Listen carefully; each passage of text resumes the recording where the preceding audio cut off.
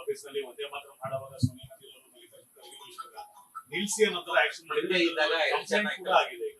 ಇಲ್ಲ, ಅವ್ರು ಯಾರು ಅವರು ಕ್ಲಾರಿಫಿಕೇಶನ್ AICC-ನವ್ರು ಕೊಟ್ಟಿದ್ದಾರೆ. ಆ ರೀತಿ ಅದಕ್ಕೋಸ್ಕರ ಹೇಳಲಿಲ್ಲ. ಖರ್ಗೆ ಅವರಿಗೆ ಕುರ್ಚಿ ತೊಗೊಂಡು ಬಂದು ಹಾಕಿ ಅಂತ ಹೇಳ್ತಿರು ಅಂತ ಅನ್ನೋ ರೀತಿಯಲ್ಲಿ ಕ್ಲಾರಿಫಿಕೇಶನ್ ಬಂದಿದೆ.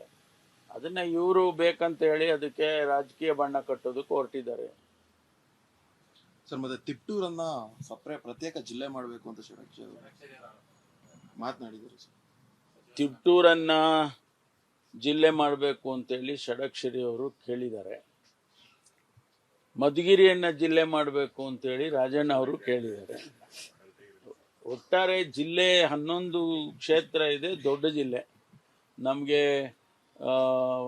ಬೆಳಗಾಂ ಮೊದಲು ದೊಡ್ಡದಾಗಿದೆ. ಬೆಳಗಾಂ ಇನ್ನೂ ಕೂಡ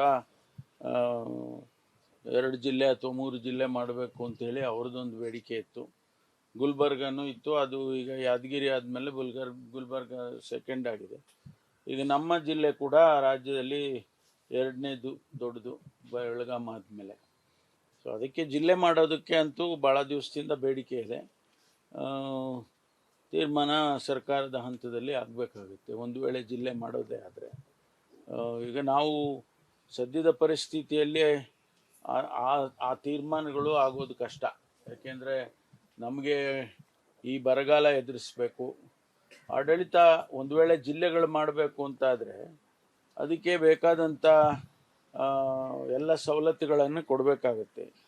ಈಗಿನ ಪರಿಸ್ಥಿತಿಯಲ್ಲಿ ಸದ್ಯದಲ್ಲಿ ಆಗೋದಿಲ್ಲ. ತುಮಕೂರು ಸುರೇಶ್ ಮಗಳು PSIಗೆ ಅಪ್ಪಳ ಕೊಡ್ತಿರೋದು ಕ್ಷಮೆ ಕೇಳಿದ್ದಾರೆ ಅವ್ರ ತಂದೆ ಸುರೇಶ್ ಅವರು. ಆದ್ರೆ ಜನಪ್ರತಿನಿಧಿಗಳ ಮಕ್ಕಳಾಗಿ ರೀತಿ ನಡ್ಕೊಳ್ಬಾರ್ದು, ಖಂಡಿತವಾಗಿ ನಡ್ಕೊಳ್ಬಾರ್ದು. ಈಗ ಅವರು ಕ್ಷಮೆ ಕೇಳಿದ್ದಾರೆ ಅಂತ ಹೇಳಿದ್ಮೇಲೆ ಅದು ಅವರು ಯಾರು ಹೊಡೆಸ್ಕೊಂಡಿದ್ದಾರೆ ಅವರಿಗೆ ಬಿಟ್ಟಿದ್ದು. ಒಂದು ವೇಳೆ ಅವರು ಇಲ್ಲ ಇದು ಅವರಿಗೆ ಆಗಲೇಬೇಕು, ಪನಿಷ್ಮೆಂಟ್ ಆಗಬೇಕು ಅಂತ ಏನಾದ್ರು ಅವರು ಯೋಚನೆ ಮಾಡಿದರೆ ಅದು ಬೇರೆ ವಿಚಾರ.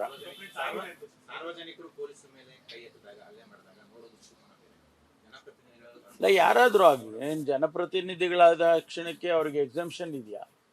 ಆ ರೀತಿ ಏನು ಎಕ್ಸಂಪ್ಷನ್ ಇಲ್ಲ ಯಾರಿಗೂ ಕೂಡ. ಆ ಥರ ಎಲ್ಲರೂ ಒಂದೇ, ಕಾನೂನು ಎಲ್ಲರಿಗೂ ಒಂದೇ. ಅವ್ರಿಗೆ ಮಾತ್ರ ಸಪ್ರೇಟಾಗಿ ಏನಾರ ಕಾನೂನು ಇದ್ದರೆ ಅದು ಬೇರೆ ವಿಷಯ. ಆ ಥರ ಏನಿಲ್ಲ, ಕಾನೂನಲ್ಲಿ ಎಕ್ಸಂಪ್ಷನ್ ಕೊಟ್ಟಿಲ್ಲ ಯಾರಿಗೂ.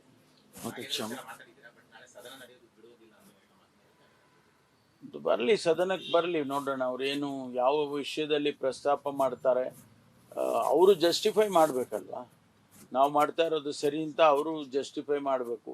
ಈಗ ಕಾನೂನಿದೆ, ಕಾನೂನಲ್ಲಿ ಕನ್ವಿಕ್ಟ್ ಆಗಿರಬೇಕು ಅಂತ ಇದೆ. ಅವರು ಈಗ ಭಾಳಷ್ಟು ಜನ ಇಡೀ ದೇಶದಲ್ಲಿ ನಾನು ನೋಡಿದಾಗೆ ಸ್ಟೇ ತೊಗೊಂಡಿರ್ತಕ್ಕಂಥದ್ದು ಅಂಥದ್ದೆಲ್ಲ ಇರೋದನ್ನ ಅವ್ರ ಅಧಿಕಾರದಲ್ಲಿ ಮುಂದುವರೆದಿದ್ದಾರೆ. ಭಾಳ ಜನ ಮಾಡಿದ್ದಾರೆ.